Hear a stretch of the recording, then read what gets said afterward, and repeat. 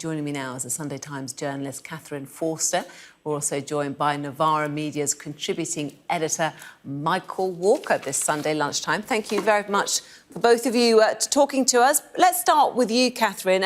Priti Patel on Sky News earlier, not going as far as saying some people are acting irresponsibly as we are coming out of the lockdown, but she was pressing home the need for the public to follow social distancing rules. Do you think the country or the government, though, are losing the country on this? Well, I think a lot of people are still extremely concerned about coming out of lockdown because the government were very, very successful in persuading us all to stay at home. But of course, as lockdown is eased, and especially with this glorious sunshine that we've had, the messaging is becoming less clear. It's changing all the time. And how much attention people are necessarily paying to the nitty-gritty of this, I'm not sure. We all know that next Saturday, Super Saturday, when we will be able to go to the pub, etc., etc., I'm not convinced of the wisdom of relaxing these rules on a Saturday, especially a Saturday when potentially we may have very good weather. So I think it is difficult for the government, but I also think their messaging has been muddled. And I would also say that it doesn't help when it sometimes seems that some of their own advisors are not playing by the same rules as the public are expected to follow. I wonder who on earth you're talking about there, Catherine. Michael, let's bring you in now. I mean, what do you think? Do you think the messaging is running away from the government? Because it's not just Priti Patel, we've had Boris Johnson, we've had Chris Whitty, we've had high-level members coming out this week saying adhere to the social distancing guidelines, and yet we've seen the scenes, haven't we, on beaches and parties in the capital overnight? Yeah, I mean, I think it's a difficult one. On one level, I don't think we should be too worried about people going to beaches. They seem like one of the safer places to be when it comes to coronavirus. But also, I think here that the government have shown really an absence of ambition, because what they've said is you're free to go to the beach, you're free to go and enjoy the sunshine, but don't too many of you go. And obviously, it's impossible for us all not to go at the same time because we don't know when everyone else is going. So who should be solving these coordination problems? It really should be the government. So what you're seeing in somewhere like France is potentially you get people queuing up who can then get a slot on the beach. Could we be booking certain time slots in these places? Because to say you can go to the beach but don't all go at the same time, it just doesn't work. I mean, what we're also seeing is that they don't seem to have given these coastal towns the infrastructure they need to deal with this influx of people, public toilets, for example. And when Peter Kyle asked Boris Johnson about this on Tuesday, Boris Johnson's reply was for him just to toughen up. And I don't think that's a particularly acceptable response from a government with respect to local authorities who are facing real challenges here. Let's have a chat now, Catherine, about the polling that our Deputy Political Editor, Sam Coates, has looked at today.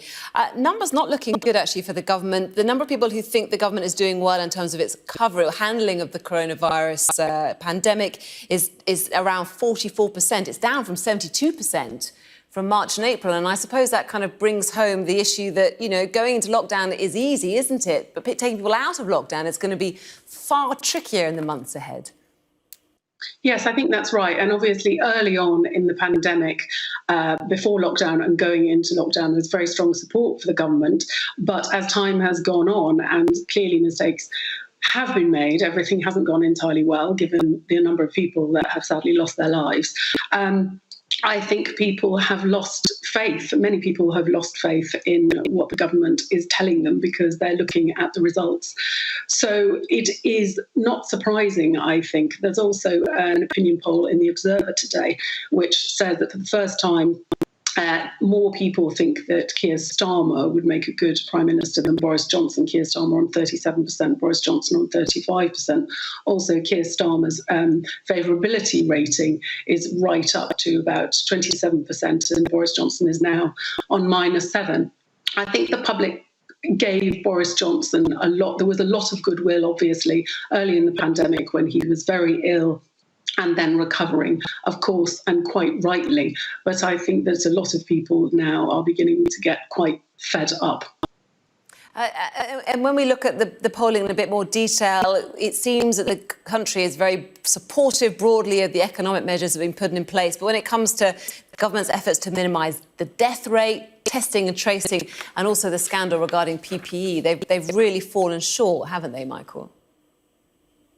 Yeah, well, I mean, I have to say, I think the government's response to coronavirus has been absolutely catastrophic. We've seen 65,000 excess deaths, and it didn't need to be this way. So there were people back in March saying, why are we not entering a lockdown yet? The government were pursuing a herd immunity policy way longer than they should have done. And I think also what's problematic in terms of public trust here is, yes, this was a new virus, a new phenomenon. I think if the government had said, look, we got it wrong at first, but we're going to learn from those mistakes and we're going to change the way we approach this virus.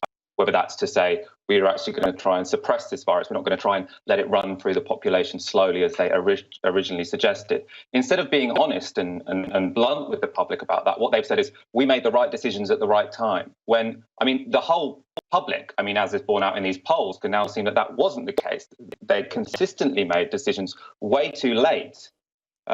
Because I think initially it was because they were trying to protect the economy, but it's actually turned out to be completely defeating, because going into a lockdown late, it turns out, means that you have to stay in one much longer because you have the virus moving around society for a longer period of time.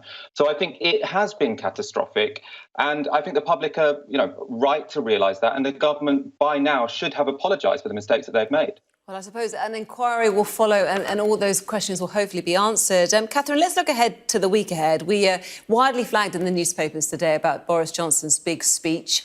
Operation Speed is what it's dubbed to be called, and his plan for us to spend our way out of this recession. What are you expecting to hear?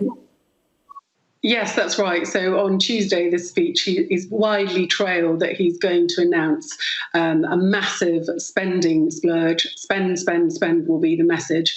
He wants to go back to the agenda on which he was elected, which was let's build schools, let's build hospitals, let's invest in infrastructure, let's level up the economy. And of course, some of the people and indeed areas that have been hardest hit by the coronavirus are some of the red wall, now blue wall seats that Boris Johnson won for the first time for the Conservatives. So they do need to get back to that levelling up agenda. Of course, it's all been made much more difficult now because we've had to take such a huge economic hit already and get into vast amounts of debt. But I don't really see there's an alternative given the state that we're currently in. Michael, what do you make of it? And in very big contrast to the Cameron and the Osborne years, no mention of austerity. In actual fact, saying he definitely will not be going back to austerity. Yeah, well, I think that's obviously welcome. Austerity was the wrong policy in 2010 when the economy had a huge external shock, in that case, the global financial crisis. Sucking money out of the economy is a terrible thing to do in that situation. It lengthened the recession then, and it would do so now if that were to be the policy the government pursued. So I welcome the fact that Boris Johnson is ruling out austerity. I do think it matters how that money is spent. So what I would hope is that the government recognises this is a historic opportunity to invest in a green economy. We've seen how a failure to prepare for a coronavirus, when it was warned by scientists, has turned out to be hugely costly. And I'm hoping we don't make the same mistake when it comes to climate change, and we can actually prepare, take the warnings of scientists seriously and invest in that particular direction. There is also one other concern which relates to news stories this week, which is that if the government is going to be splurging lots of cash on infrastructure, which I welcome, we need to be sure that the process by which it's decided what projects go ahead is watertight. And what we've seen this week is that the Housing Minister, Robert Jenrick, it seems, well, to be honest, he's basically admitted it. He was very close to someone who was looking to do a £1 billion development, and then that got given the go-ahead against the advice of senior civil servants. So if we're going to have the government splurging lots of money, we need to have trust. And at the moment, I'm not sure that's there.